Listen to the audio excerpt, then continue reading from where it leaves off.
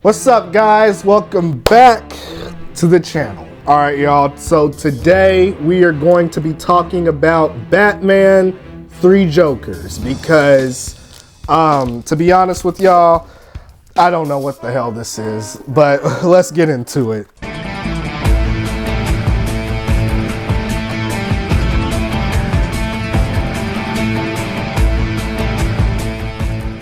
Okay, so 3 Jokers is a DC Black Label miniseries that was attempting to redefine the Joker's origin. See, one thing that makes the Joker so interesting is the fact that he doesn't really have a definitive origin. What I like about the character is every time his backstory is explored, he changes it up.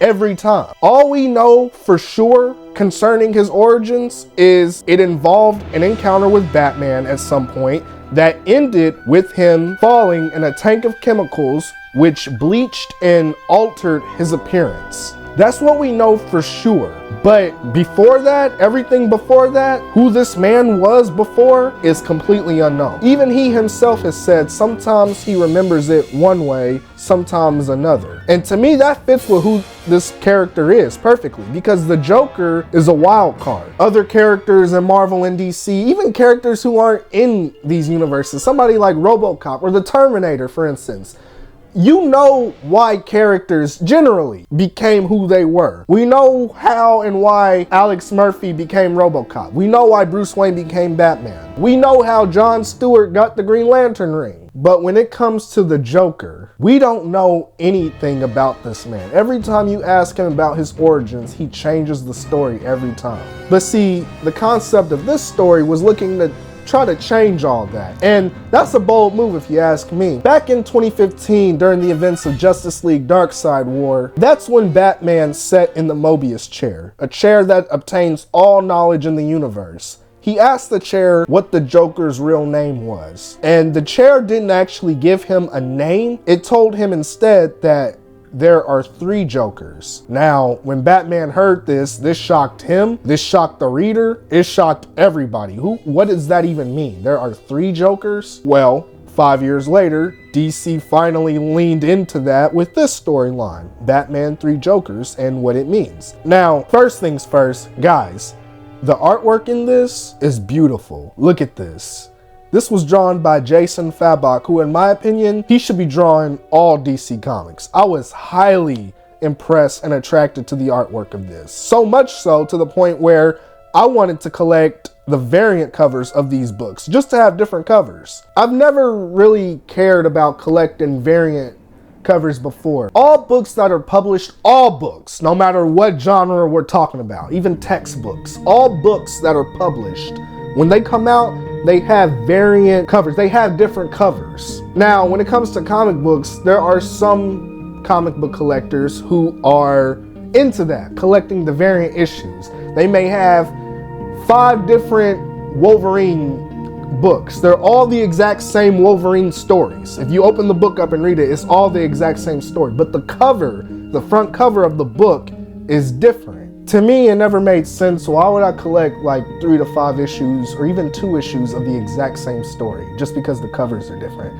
I'll just find one that I like and I'll get that one. That's how I've always been. But with 3 Jokers, I liked the artwork so much that I wanted to collect them all. That was at least until I read the story. And now I'm just like, the ones that I have, these are fine. With the roster of characters they had in this, I honestly thought that this was gonna be the best Batman and Joker story I've ever read. It's got the Red Hood in it and Batgirl. I was sure this was gonna be amazing, and it was just a beautiful piece of garbage and confusing as hell. First, I'm gonna talk about some of the things that I liked about it. Having Batman, Jason Todd, and Barbara Gordon in this. Out of all the members in the Bat family, these 3 have been impacted the most by the Joker. And it's interesting and exciting to see the way he's viewed through their lenses, because they've all seen a different version of him over the years. There's the criminal, the comedian, and the clown. And I thought this was a really clever way of breaking down who the Joker is at his core. At his core, he really is a criminal, a comedian, and a clown. And that explains why sometimes we see him making smart, genius-level plans, robbing banks, and literally beating Ra's al Ghul in chess. Like, sometimes he just acts very intelligent. And then sometimes he acts like a straight idiot, just doing goofy things that aren't even really dangerous, but just stupid. Like making a toxin to get fish to smile. There's like no point to that. See, but then sometimes we see him be a straight up sadistic psychopathic killer, beating a young boy half to death with a crowbar, or shooting a defenseless young woman in the spine, and then undressing her and taking pictures of her naked. That's not funny. That's not smart or clever. That's just straight up evil. And see, these are the three separate personalities that make up the Joker and make him unpredictable. Maybe he'll release all the inmates out of Arkham Asylum. Maybe he'll decide he wants to run for president of the United States. You can never predict his motives. But having these characters recall their trauma was beautifully done, in my opinion. And I love how the book often gives it to us in silence.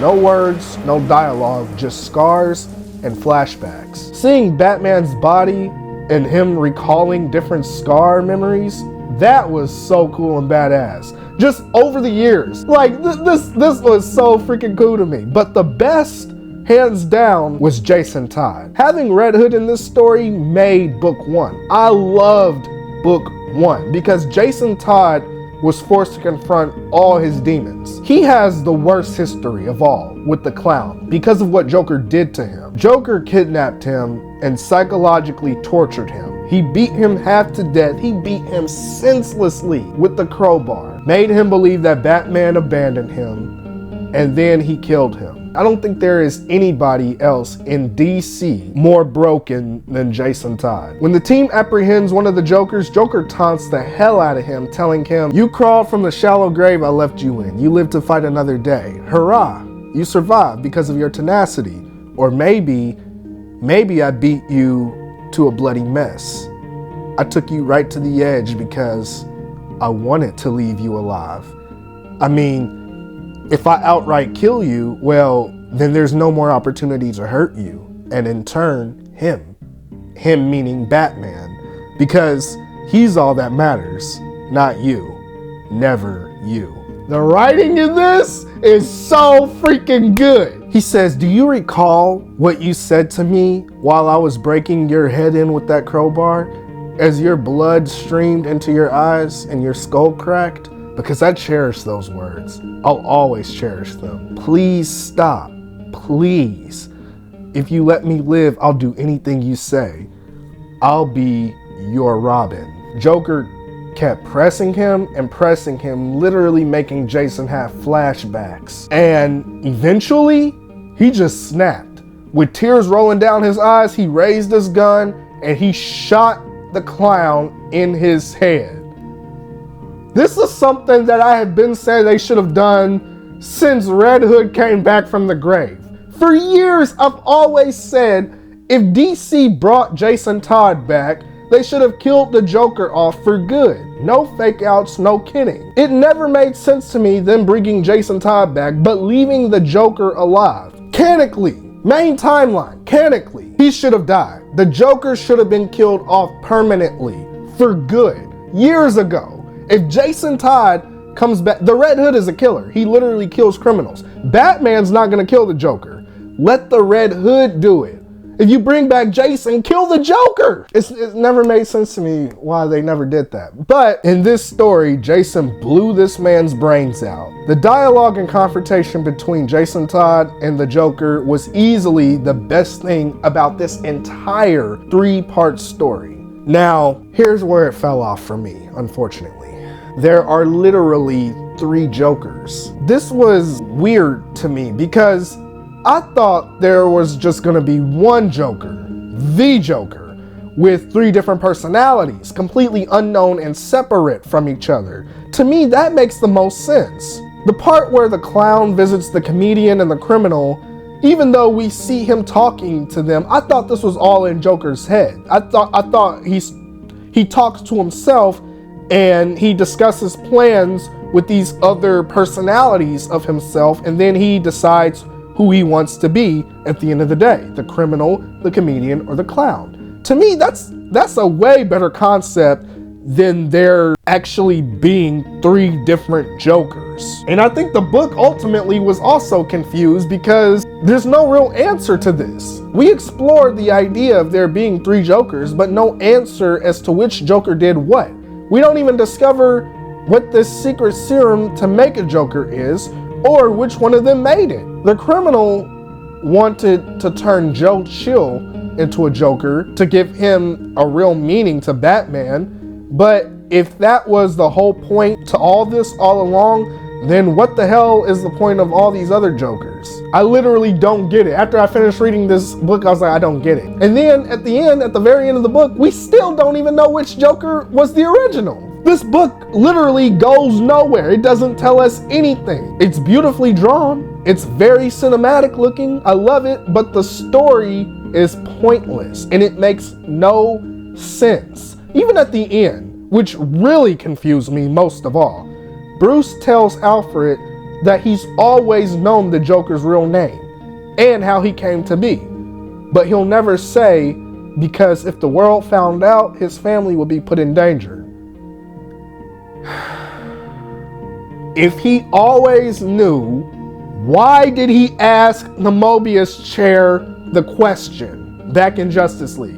If Bruce always known, he said he knew who the Joker was a week after their first encounter. You've known who the Joker was all this time, but yet you still ask the chair that has all knowledge in the universe, you still ask the chair who the Joker really was? This is what happens when there's bad writing, when your story is going nowhere. And then the biggest plot twist of all was in the very end, Bruce, after everything is over, Bruce goes to Alaska and he sees the Joker's real family, his wife and his son. That shocked me. We see that his wife faked her death to get away from him before he even became the Joker. Apparently, he was abusive. Literally, after I read this, I had to pull out Batman the Killing Joke because I realized, dang, we never actually saw her die. The detectives just told Jack that she died. But apparently, she's been alive this whole time in witness protection. This was exciting to read for like 8 seconds before I became confused again, because in The Killing Joke, it was never implied or even suggested that Jack was abusive towards his wife. He was just a struggling comedian trying to make a better life for his family. So then the question becomes, okay, was Joker remembering it wrong? Was he always abusive and evil, even before he became the clown? And then the book tells us, in the end, Bruce says that his real name is not important. It never was. So, again, this story never finishes what it set out to do in the first place. In the end, it just goes right back to where we started, with no answers. I've never been so confused and disappointed after reading something in my whole life, but Batman 3 Jokers ultimately is very disappointing. Now, I will say, out of all 3 of the Joker's personas, I really liked the criminal. It's cool because actually a few days before I even thought about reading this, I read the first appearance of the Joker all the way back from 1940. And I see this is the criminal. I thought it was so cool how the book references Golden and Silver Age Batman comics, even giving us Gaggy. Like, what the hell? This is Joker's OG henchman. Nobody knows about Gaggy. Before there was Harley Quinn, there was Gaggy. And we see him, he looks like an old man. It is like, yeah, you would be old. You from the 60s, G. I love how the criminal was often drawn in the shadows and just more methodical with his plans. But I think the comedian is my favorite. He has a point to prove in his chaos. Plus, I think I just really like the vacation clothes he wears. Guys, thank God this is a DC Black Label book. Black Label means it's not canon. And thank goodness for that, because again, it's pointless. It literally goes nowhere with the central plot. It never set out, it never finishes what it set out to answer. But of course, you guys can read it for yourselves if you want to on readcomicsonline.com. Let me know what you guys thought about Three Jokers. I understand there are people who really love this. I'm struggling to find out what they loved about it besides the artwork, because that's the only thing that I liked about it. And like I said, how it references Golden and Silver Age of Batman comics. But the overall story itself, no. After I read this, I literally had to look up online just the meaning of it. But let me know what you guys think. If you like this video, please give me a thumbs up. If you're new here, be sure to subscribe. Thank you so much for watching, and I'll see you next time.